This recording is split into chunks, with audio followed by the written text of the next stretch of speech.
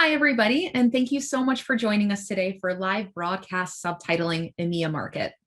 My name is Regina Valinskaya, and I'm the marketing lead at EEG.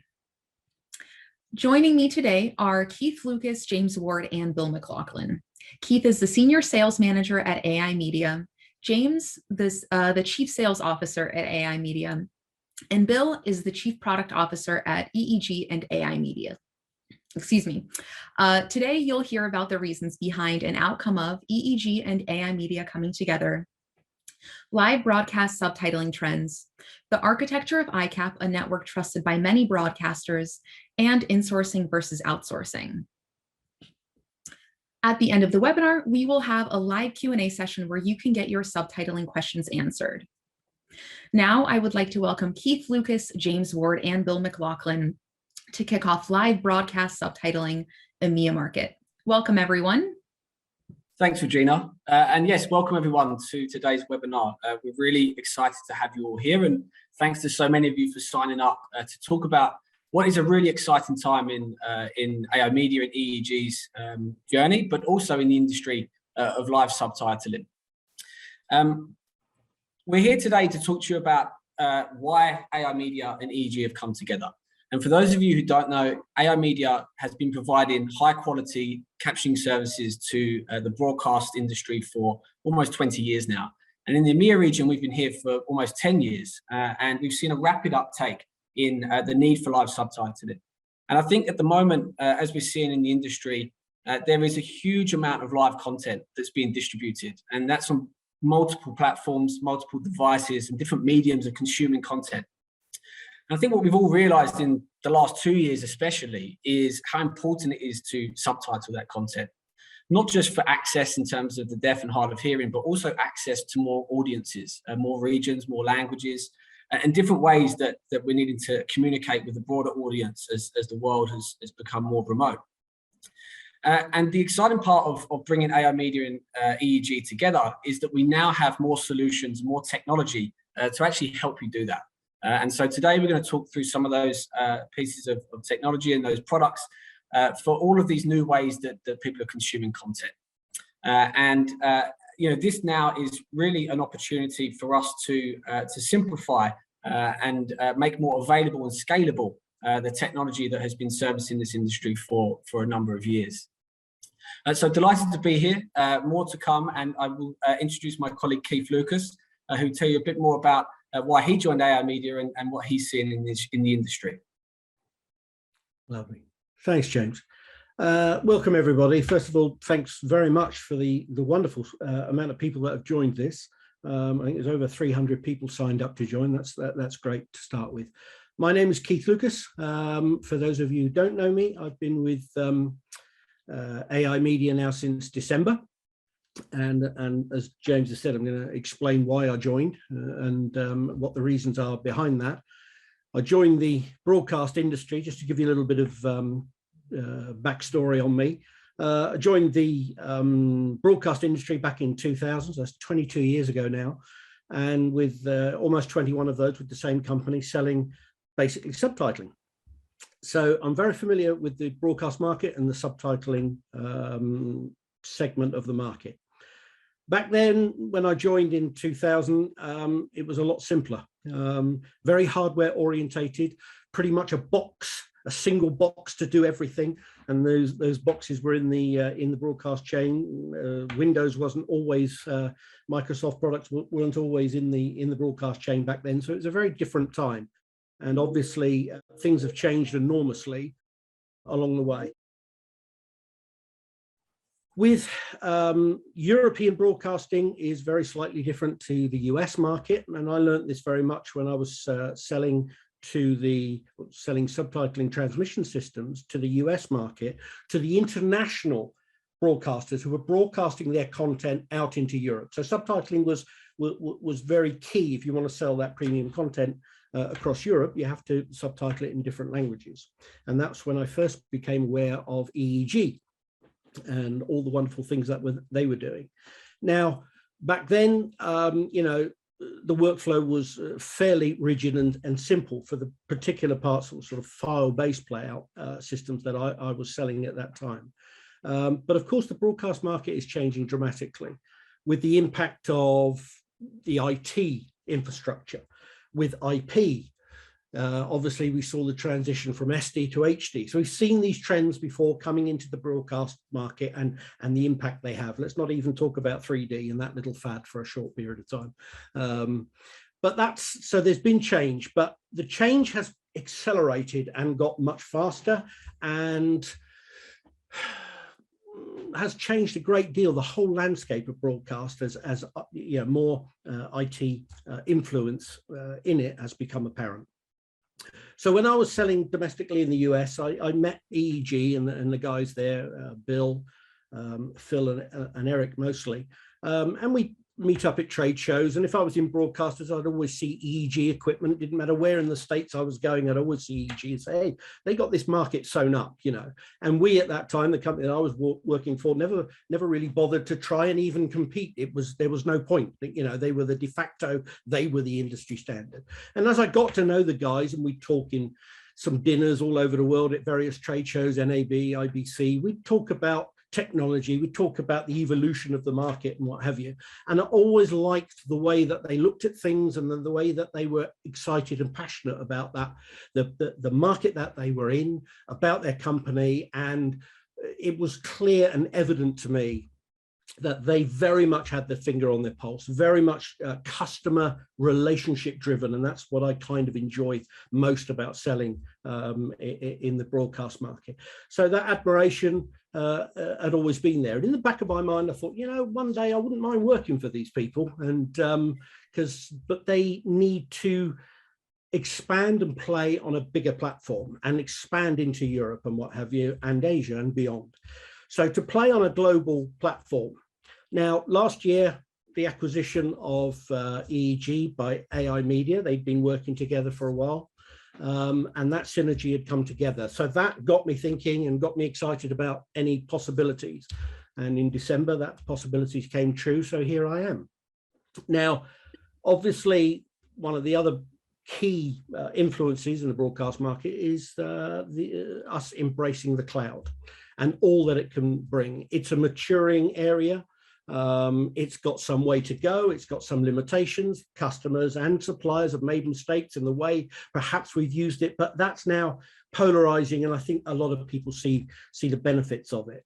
So my conclusion is the domestic US market was, EEG were very much the kings. They were the go-to people. You can't just take that American domestic market and expect it, plonk it in Europe and go, well, that's going to work. So we're still on a bit of a learning process and we're still understanding, but we've got some great products and services that I think are going to be of benefit. Now, when we're talking about ASR, I've been around the ASR technology for a little while. We know it's coming, it's maturing, it's getting better. The main concerns about automatic speech recognition is security, latency, and accuracy. And I think that's very much where EEG is focused on getting that right, on getting that technology right. But one of the main reasons I'm so excited about this, where I am now, and want to get out and talk to everybody about what we're doing, is I think services companies get to know their customers better than product people. Product people, and I know I'm guilty of this, they go in with features and benefits of a product and go, this is my product, this is what it does, this is what you put in, this is what it gets out. And you don't really take that much notice of what the customer's workflow, because you know that that box can do what the customer wants, and you sort of go, yeah, but that's the box, and well, we could think about that, and we could, maybe we could tweak it and develop something, but this is the box I've got to sell today. Now, with EEG, I don't see so much of that approach. I see these are the products we've got, these are the systems, these are the tools and technology. How are you going to use it? How would you want to use it? And those little nuances are being embraced, which is fantastic. But the experience of being a service-based company, I think services are they get much closer to their customers. And I'm seeing this now since December. in the way that the rest of the EMEA team that I'm in talk to the customers, understand what they're trying to achieve. What are they doing? How are they doing it? Where is this going out? Have you thought about this? Have you thought about this? There's a little bit of education about to the customer sometimes as well with these live events and what have you, because there's things that they just haven't thought of. So services companies tend to have a slightly more open-minded approach where product-based is it's around the product. Well, you put those two together and you've got a fairly powerful combination. And that's why I'm excited, not just because I love talking to people.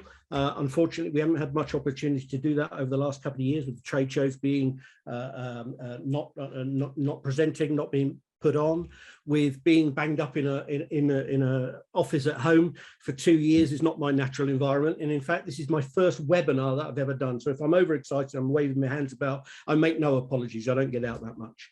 So I am excited about what we can deliver. I'm very excited to get out there in the market as the awful pandemic that has affected all of us. But let's look at the positive bit. It has changed the market again.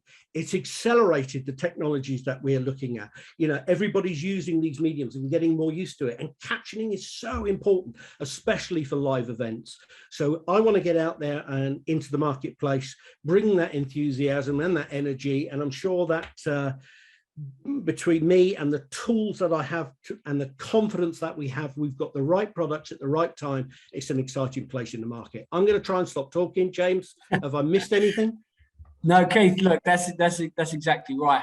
And you know, I think we spoke about this for a long time on you know, leading up to you joining AI-Media, about that synergy and that coming together of two businesses that, you know, that really looked at broadcast in slightly different ways of services and technology, but always with the customer at the forefront of the conversation. And I think, you know, now when people often ask, you know, when an acquisition is made, like, what's the reason? Why now? Why not earlier? And I think timing is a great thing. And, you know, as you said, cloud has been around, you know, for a while. It is maturing now, and we are seeing advancements in all of the areas that you touched on. And the key one, I think, that everybody, you know, amongst all of those that are equally important, but accuracy. You know, can this actually deliver what we need in order to satisfy our customers? And I think, you know, what's exciting right now is that we have that experience of captioning delivery from the AI-Media team, you know, that's built up over many years of how to curate words, dictionaries, and merging that with, you know, market-leading technology is really why you know, you and I have sat down and both been equally as excited about the opportunity. And when we're speaking to our customers now, that you know, that new innovative approach, which is really going to help scale, you know, as more content gets pushed out to the market. So yeah, I absolutely share your enthusiasm and think this is a really exciting moment for us. Great. Well, I think that's a good time to introduce Bill. Bill, do your stuff. Tell us all about it. Thank you. So yeah, I'm Bill McLaughlin. I am the Chief Product Officer at EEG and Ai-Media. You know, I'm really happy to be the one helping Keith realize that products can kind of be for a customer and about a customer, and can actually, you know, take the needs of the actual market you're selling into account when you build a product. It's sure better than finding some technology at the junkyard and just praying for success. So I'm glad to be part of the change. You know, so what kind of customer trends are we actually really trying to respond to in the broadcasting market? And I think that what we see broadly is the business needs that motivate our customers' entire business is surrounding a transition from a traditional linear broadcast where maybe there's one or two channels going out over the air, cable and satellite distribution, and moving to a world of content that's a lot wider and more distributed. And so we're going to have, you know, more live content, and we're going to be doing the live content through OTT channels. And because we're producing more content, and really there's the same number of human eyeballs out there in the world to compete for, one of the pressures that we're going to feel is to say, how can we how can we essentially produce more and more content with a similar or only slightly reduced budget for production? So anything that helps us produce more live content, to kind of get more fresh views without greatly expanding the budget and essentially multiplying a brand new heavyweight capex intensive facility every time we want to produce another channel of content or another, sporting event, something like where you have Olympics or a tennis tournament where, you have like just an opportunity that's short-lived, but to create, just dozens of streams of unique engaging content during the course of the event, right? How do we do that? And, the answer across the broadcasting world is really, we're going to focus on software, virtualization, IP, and cloud. And this is going to give us the flexibility to spin up and down and to change our OpEx costs. This is going to mean that we don't have to necessarily rent as much physical facility space. We don't necessarily, we can do more of our monitoring and control through software rather than scaling up all of our operations and, control teams, so it's a different kind of broadcasting. And, this is the overall world that our subtitling solutions need to live in. We want to have subtitling in all of this content. In some cases, that's going to be required. In some cases, it's not required, but it's still an important nice to have that's important for accessibility. It's important for expanding our audiences. Things like automatic translation into other languages that were, not really possible or widely done in broadcasting are very easy and accessible in OTT. So these are the kind of opportunities we're helping our customers explore. The main vehicle for that is a system called iCap. And iCap is kind of a concept that originally grew out of problems in the live captioning industry with access to the video program from a remote captioning team. And in the early days, right, of live captioning in the US, this was often done by a dial-up phone modem. All the dial-up phone modems stopped working over time because, the telephone systems went digital. No one had these POTS lines. It became a worse and worse solution and a more and more outdated one. It had, it was not at all secured, encrypted, etc. And iCap really grew up around that problem statement to say, can we make an IT-centric, encrypted, and software secured way for remote live captioners to make their contribution into the broadcast plant and to add their live captions. So, that's been very successful, and it's spawned a lot of new opportunities because it's a natural fit for a cloud or virtualized workflow, because of course you're not, you don't want, when you're spinning up workflows in the cloud, to be dependent on having a specific static IP address that captioners need to get into access, right? Because it's dynamic. You're spinning up more channels, you're changing the IP addresses, right? So you can't have a master inbound IP address for caption. You obviously can't have dial-up modem, so iCap is fulfilling that need very naturally with a virtualized, flexible system. It's also going to be the same system as you evolve your video standards. So it abstracts away from the concern of your captioning suppliers or your captioning staff. Questions like, is this SDI video? Is it a compressed IP stream like a transport stream? Is it an uncompressed IP stream like SMPTE 2110? iCap offers a consistent interface where you put the terminal device, like one of our 492 hardware encoders or the Alta software encoder, into the plant, and essentially it presents the same interface to captioners that are working through it. You can use a mix and match. Essentially, captioner doesn't need to know, doesn't need to care. You can use the same approaches, whether that's human or AI, and it's agnostic to video standard.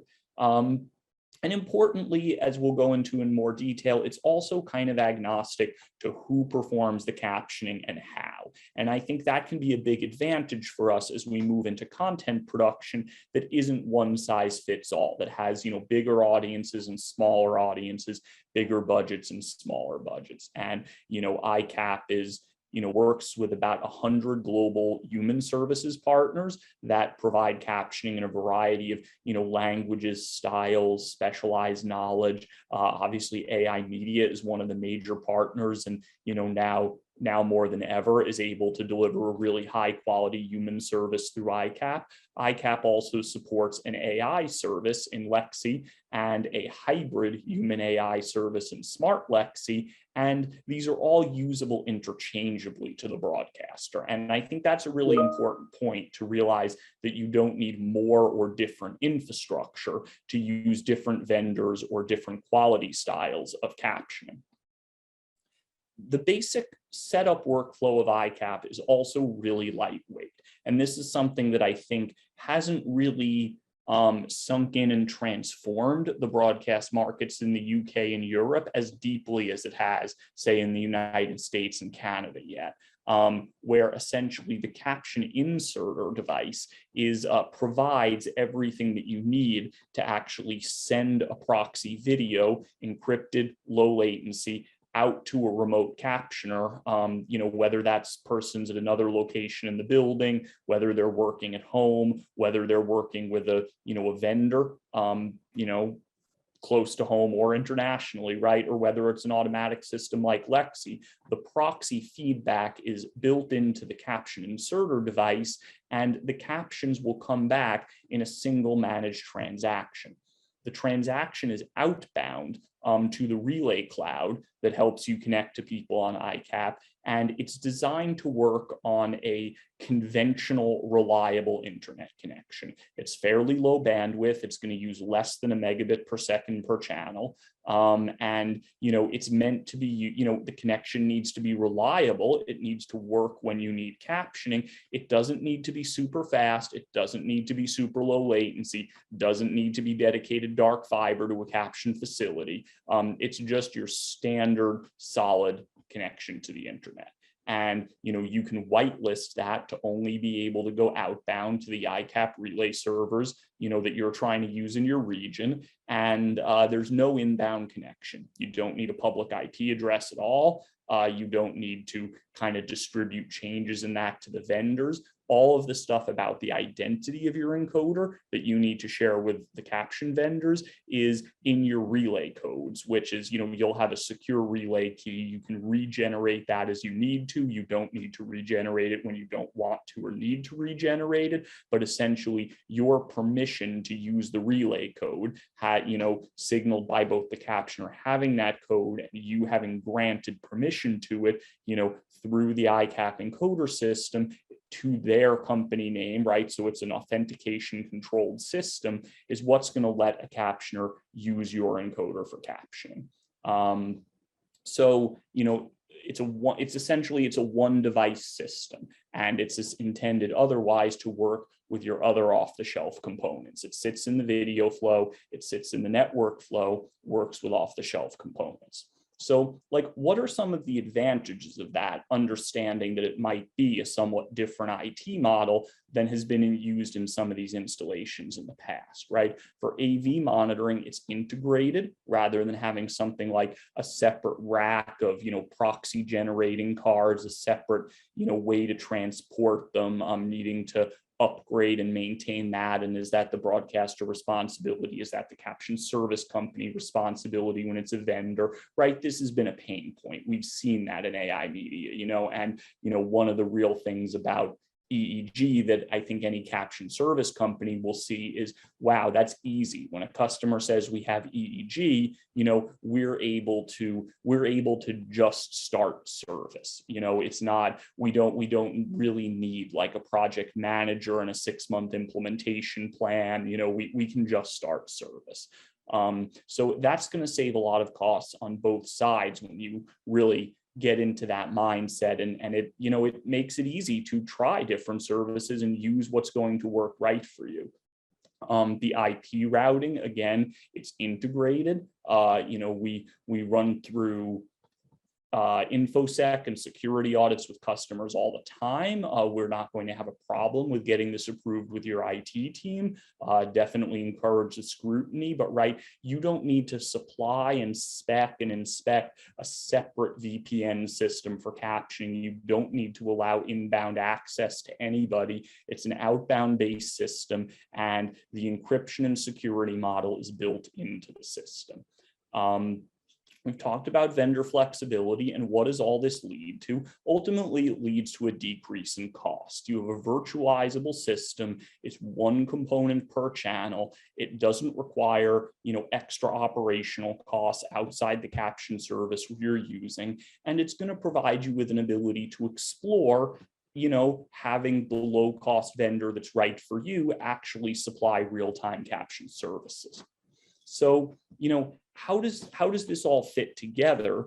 I think what we're seeing with customers is you want to, it's not all about captioning, right? I think for us, that can be the fundamental when you talk about a product and customer insight. It's not all about captioning. It's actually about the business need to produce more content through these IP and cloud systems in an affordable way. And what needs to happen? You need to be able to supply high quality broadcast standards captioning while you fulfill those needs. You don't want a bunch of converters down to SDI. You don't want to lug a bunch of old-fashioned kit like quote somewhere, right, and not be able to have it in AWS. So, we're there for you on that. And I think that's the part of the solution that just is absolutely needed to move forward with the broad business goals of the broadcaster.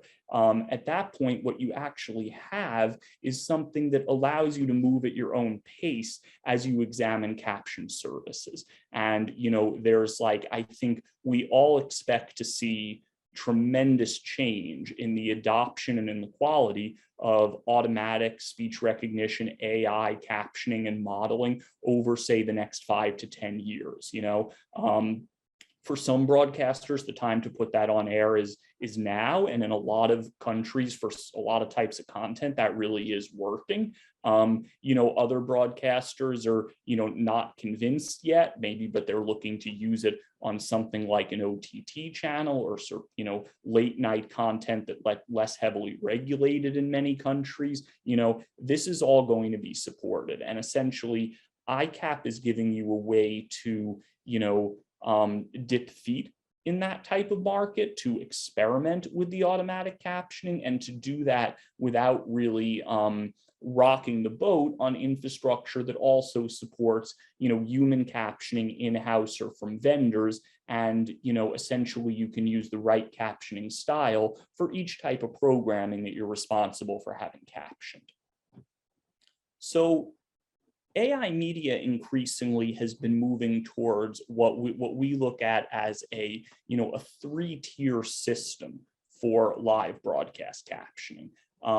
And in some programs, the difference between the 3 tiers may be very small or non-existent, right? I mean, when you have, news readers speaking about very well-known topics, speaking clearly in in an accent that's well understood by automatic speech recognition programs, this is an easy application, and it's going to work really, really well, even using basic Lexi ASR. We have a well-tuned engine. We have modeling for kind of general news stories that are being covered, across the world and across target regions. So, this is going to work really well. Now, for some programs where you're going to have, for example, a lot of, a big guest roster, and you want to make sure you get all the guest names right, or you're going to, have sports with a roster full of athletes from around the world, that's where you start to move into saying, let's use our Smart Lexi solution. And the AI Media Smart Lexi solution is geared towards offering a middle cost tier that uses ASR technology to reduce the costs of the live caption service a lot, but also uses a human service approach to kind of work with the customer on vocabulary, to work with the customer on scheduling, to provide, monitoring, to provide an audit report, and to give the customer kind of that full service experience at a reduced cost compared to the premium human service. Finally, for a lot of styles of caption, when things are a flagship program, when they're a difficult sport, when you might be throwing different speakers, different accents, different subjects, nonstop, really the flexibility of one of the skilled premium human operators is often ultimately what you need, and that's kind of the thing that above all, like what we do better than computers as people, I think, is that sense of that flexibility, that adaptability. The human captioners are experts at adapting to the circumstances, paraphrasing when necessary. They know how to get the meaning out to the customer, even when the verbatim transcription is nearly impossible, and that's really the skill then, that's the premium skill that's enabled. So, we have this ladder of different quality and pricing styles. You'll see, you can try this on different content. And again, with iCap, this is all actually going to be really simple. You can pay for iCap you can pay for Lexi rather in relatively small increments, and it's going to mean that you can test this, you can run it on certain programs. Again, it's an operational decision that no longer has to be tied to a technology and infrastructure change. And I think that's the real value there. So James, you've kind of been involved in the more of the sales and even the operational aspects on the service. I'm going to give you kind of an opportunity to add on Smart Lexi there. Yeah, I think you captured it well, Bill. And I think the first point, as Bill just touched on there, is that this is a trend of where the industry is moving, right? Like technology in the last or ASR technology in the last few years has really accelerated. I think the first thing I'd say is that the iCap infrastructure is what the foundation that this sits on, and as however fast that technology gets an improvement towards being able to caption any kind of content, you already have the infrastructure there to do that. And I think that's the real key message here, is that we do have a platform now that as technology gets better, we can use to distribute, whatever type of delivery you like. But what we're really finding here in this middle column on the image in the Smart Lexi curation is the consistency of the captioning. It really, with the right content, there's a real consistency in the delivery and the curation of the dictionaries. Now, that doesn't mean just sticking a load of words into a topic model that hopefully, on the output will come out correctly. That can actually be, negative in terms of the results. So what we've really focused on with the customers that are already using this service is curating that dictionary over time. And the great thing about the Smart Lexi product is that it gets better over time. The more that we curate the dictionaries, the more that we learn about the content, the improvement of the service is noticeable. And so what I would say for anyone that's kind of looking at ASR as an option, or even just looking to really dip their toes into the ASR field, is that this is I guess in a way, like a safer way of doing it and not feeling too overwhelmed of, well, is ASR going to actually deliver what I need? Is it really going to be able to to capture the content? This just levels that up a bit and really gives you that sort of security around ensuring that your brand name and your speaker names and your presenter names come out correctly. And we're seeing some fantastic results, really fantastic results. And I think the thing that AI-Media has done for many years is always independently audited our captioning. And we're doing exactly the same on our Smart Lexi captioning. We're looking at, the NER model, which is a globally recognized quality methodology for live captioning, and we're seeing that Smart Lexi is meeting the threshold. The 98% that in many regulated markets is required. Smart Lexi is meeting that. So yeah, so we're interested in partnering, in working with organisations to really help them become comfortable, help them see the benefits of technology. And at the same time, with the iCap platform, if you do have a captioning vendor, or if indeed you need a captioning vendor, then the options are there to keep your premium content on the premium captioning. So yeah, this is a real game changer for the market, and one that we're excited to hopefully talk to more of you about in detail. Yeah, All so right. I mean, okay, Regina, you're going to introduce our Q&A. Cool. That's right. So yeah, we're now at the live Q&A portion of this webinar. So if you have any questions and you have not done so yet, please enter them into the Q&A tool at the bottom of your Zoom window. We have received a lot of questions that I'm very excited for these three speakers to answer. And so the first one is, can you speak to on-premises versus cloud solutions for live broadcast subtitling?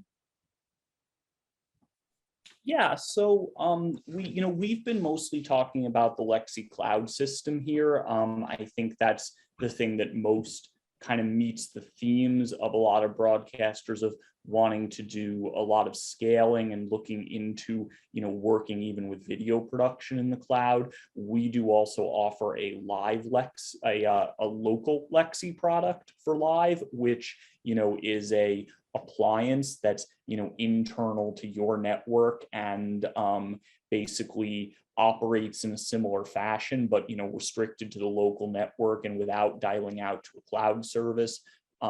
We've mostly seen that model be popular in more of the enterprise or government type of market where, the kind of the privacy around the conversations and the data that might be in caption meetings or training videos is kind of the paramount concern, as opposed to cost or flexibility. That being said, it's a good solution and it can be used for broadcasting. It's something that you would host inside your own network. The updates and things like that for the vocabulary are on a quarterly basis when you have the local Lexi. And so the customer may have to take a bit more responsibility for actually, modifying the system for any names, phrases, or other things that they see systematically come up, right? Because AI media wouldn't be in your system and able to affect your system if it was the local system. We don't offer a service like Smart Lexi. It's really just a completely automatic solution when you're using Lexi Local. So these can both be good alternatives. I think the cloud system is going to be lower cost and more flexible in most cases, and kind of allow you more dynamic improvement in the system. But when security issues or privacy issues are kind of paramount, then Lexi Local is definitely a good thing to look at. Lauren says, we are creating a YouTube video that is 25 minutes long. It will be in English, but we also need to have Latin Spanish captions. We have a real tight turnaround to get this completed. How quickly can this be done? What would the process look like? Sure, I can probably take that one. It depends on whether you're broadcasting live or if you're recording first and then uploading to YouTube. But in the live space, with the multiple language options that we have, we could definitely caption that in Spanish, in Latin Spanish. But on the recorded side, a 25-minute video, with preparation and knowing when we're going to receive the video, that could be turned around within the day, as long as we have the resources lined up to caption it. Then yeah, it wouldn't be a problem. Someone asks, with recent outages to server farms such as the AWS network taking down many services for several hours at a time, what redundancies do you have in place for failover to maintain uptime on live events? Yeah, I mean, it's certainly a challenge, because you have a product that honestly is as reliable as AWS. I think it's easy for the tech team to assume that that's completely reliable. Of course, you probably shouldn't rely on that. We have iCap servers across, I believe, 4 AWS regions right now, and an ability to, sort of interoperate those as needed, so that, even if your preferred capacity is in one availability zone, what associated with one geographic region. Essentially, the system does work even if you're transmitting data from, say, the UK to Australia or to the West Coast of the United States. So we have pretty good coverage against basic outages like that to be able to have customers use relays that, even if they're not in their closest preferred geography, at least will provide temporary service when needed. It's definitely the number one issue I think that anyone providing a service on the cloud needs to face. I think our historical reliability on this is, above a 4 nines point.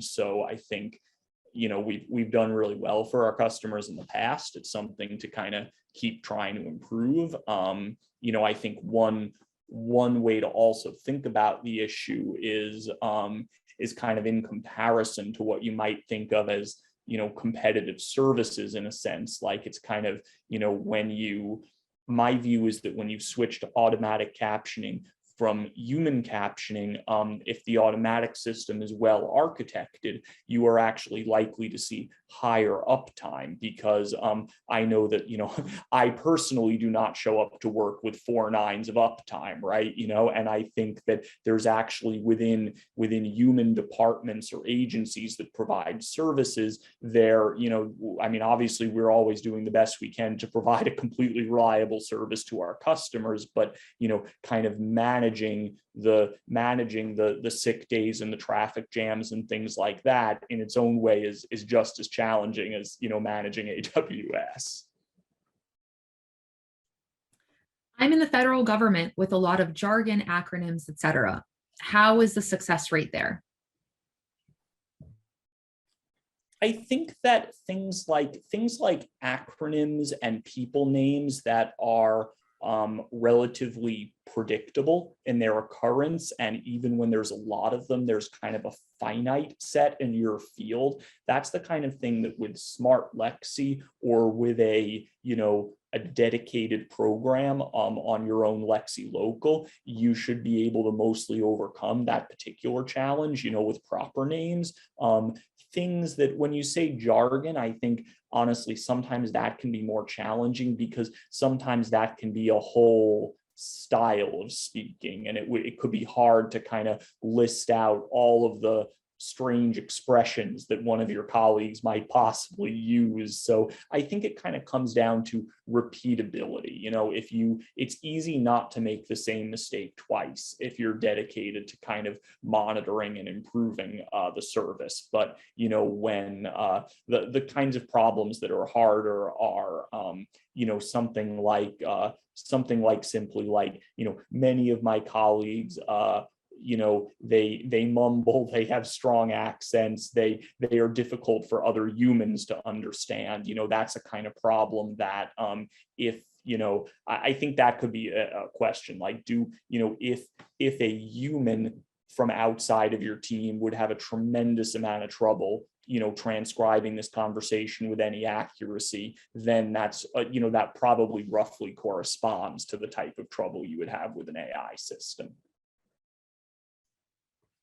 Your subtitling solutions work on Jumbotron at NHL games, for example, for fans who might be deaf or hard of hearing. Yeah, we've certainly done applications like that. That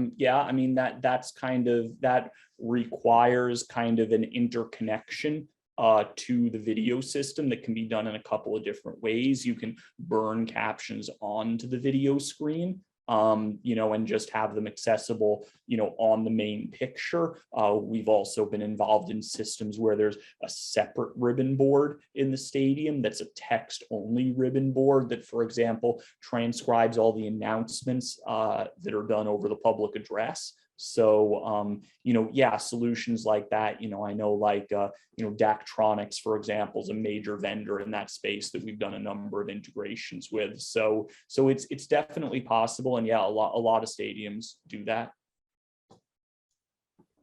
Someone asks, how can I send a video to iCap? Can I use standard RTMP or RTP encoders, or is it mandatory to use your encoders? So you need to use a product that speaks the iCap protocol that, that includes kind of managing the encryption transactions. So EEG supplies an SDK for that some other vendors have also incorporated. For example, Imagine Communications has one, Pebble Beach Systems has one. There are some other vendors in the space that integrate that. We also provide with our Falcon product that we didn't really talk about today because it's less commonly used in broadcast. That's sort of a connector that you can send an RTMP feed to and get it captioned, through Lexi or through human premium services. So there are ways to get into iCap, and it's not only an EEG product, but for example, because it's a full transaction, it's not as simple as just originating a unidirectional audio stream using something like RTP. It seems that your solutions support many languages. What about local languages like Basque or Catalan in Spain? I don't believe we currently offer Lexi in either of those languages. I don't know if James could comment if we have providers that work in those languages. Yeah, that's right. We do have some of our subtitling staff who are fluent in those dialects. So yeah, that would be a capability we could provide. For a live TV broadcast, would you need to put a slight delay on your video to sync with the captioning? It's a good question.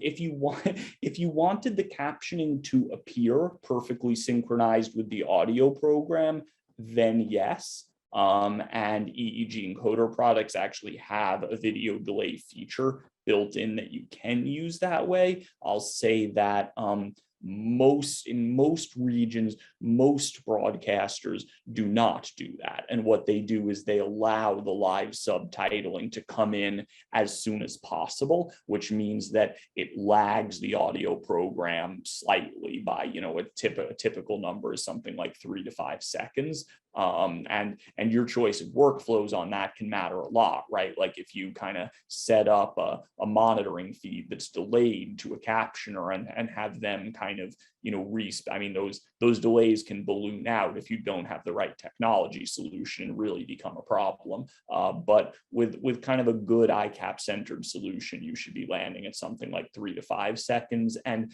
usually that's just put to air in that way, although yes, a matching delay is possible. Yeah, we see the delay feature used more in a live streaming environment to a website or a platform like YouTube or Facebook. But yeah, options are available for that. What is the recommended tool to use to have multiple video streams going out with a caption track for each stream?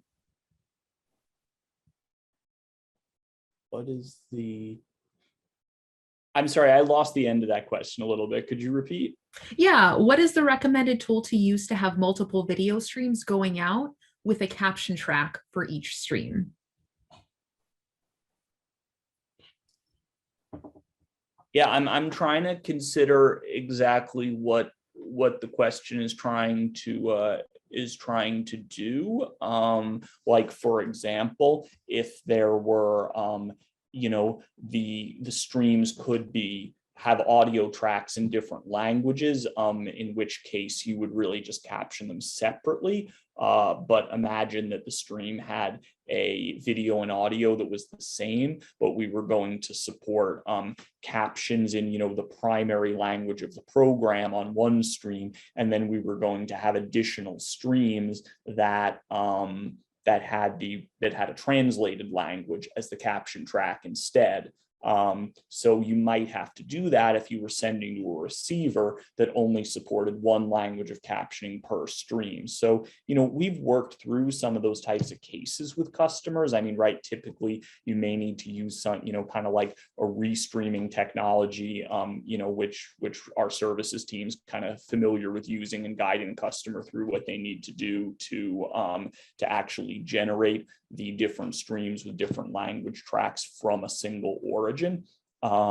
But yeah, I mean, things like that are possible to do. And I think it's just a case of kind of breaking down, you know, like which of the tracks are being uniquely subtitled based on their audio, you know, using Lexi or a human captioner, and which of them are translation tracks, you know, which are then, is that being done by a human-based translation approach, or is that being done by, you know, Lexi's automatic translation feature, and, you know, what video formats the streams are ultimately in. So there's a lot of workflow choices, but I mean, that kind of thing is certainly possible. Someone asks, where are the captioners or subtitlers sourced from, and if they can use their own captioners? Yeah, you can. AI-Media has a wide variety of options in subtitles and languages. But as Bill mentioned during the webinar, if you have preferred vendors that you're already working with, then the solution equally enables you to work with them. Great. So that brings us to the end of the webinar. We received a lot of questions, so thank you to everybody who sent those in. If we did not get to your questions, we will be in touch following this event. I'd like to give a huge thank you to the 3 featured speakers. Thanks to Keith, James, and Bill for sharing your insight and knowledge about live broadcast subtitling. And a big thank you to the subtitlers behind the scenes, helping make this event accessible. Thank you, everybody, again, and have a great day. Thank you. Thanks, everyone. Thanks.